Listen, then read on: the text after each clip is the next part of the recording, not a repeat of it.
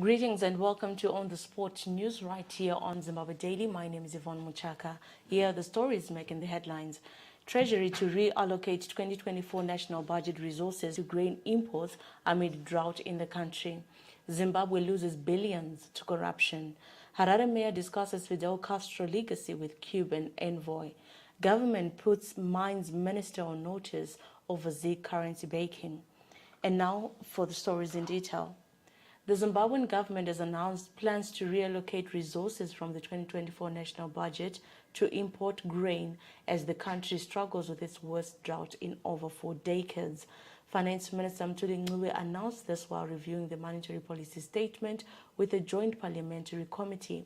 He explained that borrowing to fund grain imports would lead to inflation in the long run, so Treasury will instead reallocate funds from other sectors. Minister Ncube noted that the severity of the drought was unexpected and as a result, unallocated resources from other departments will be used to fund the necessary imports.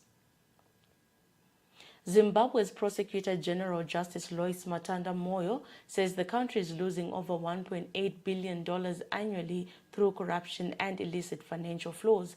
Speaking at a financial and asset recovery training workshop for law enforcement officers in Harare yesterday, the Prosecutor General said corruption had become endemic in Zimbabwe. She says Zimbabwe has for the past 5 years lost about $9 billion United States dollars to corruption, which is enough to cover the country's needs for 2 years. The mayor of Harare, His Worship Councillor Jacob Mafome, today met with Cuban Ambassador Her Excellency Nils Vilma Hegeriferos Linares at the townhouse in Harare to discuss the significance of naming a Zimbabwean street after Fidel Castro. The meeting aimed to explore ways to commemorate the late Cuban leader's contribution to Zimbabwe's development. Let's hear him speak.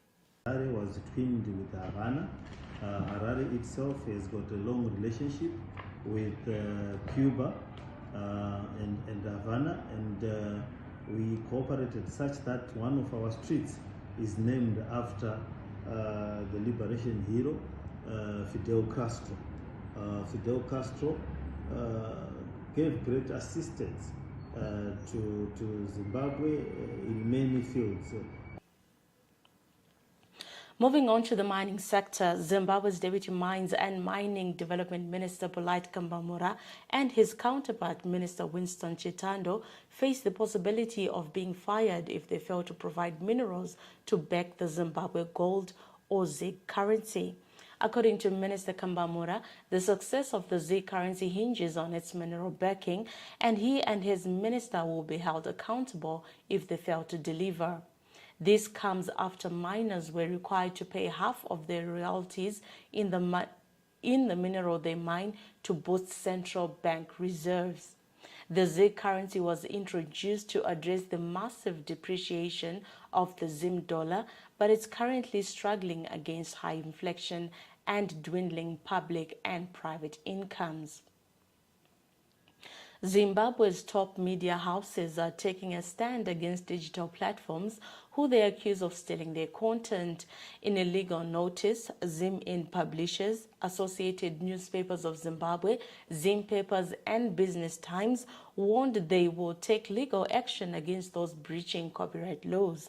They say some social media accounts are lifting their content without consent, violating the Copyrights and Neighboring Rights Act, which carries a $2,000 fine.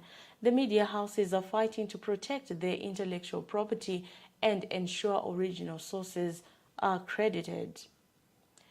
And now on the regional front, the African National Congress ANC has extended an invitation to Zimbabwe's ruling party ZANU-PF to participate in joint mop-up rallies. The aim is to mobilize support and strengthen ties between the two parties. The ANC has been a long-time ally of ZANU-PF, and this collaboration is seen as a way to consolidate their relationship and boost political momentum. Details of the rallies are yet to be announced. In international news, 71-year-old Vladimir Putin was today sworn in for another 6-year term as Russia's president. The ceremony was boycotted by the United States and other Western countries. Putin has been the president or prime minister of Russia since 1999. And with that Russian update, we come to the end of our bulletin, and here are the headlines once again. Treasury to reallocate 2024 national budget resources to grain imports amid drought in the country. Zimbabwe loses billions to corruption. Harare mayor discusses Fidel Castro legacy with Cuban envoy, and government puts mines minister on notice over ZiG currency backing. And with that, we come to the end of our bulletin. Pleasant viewing.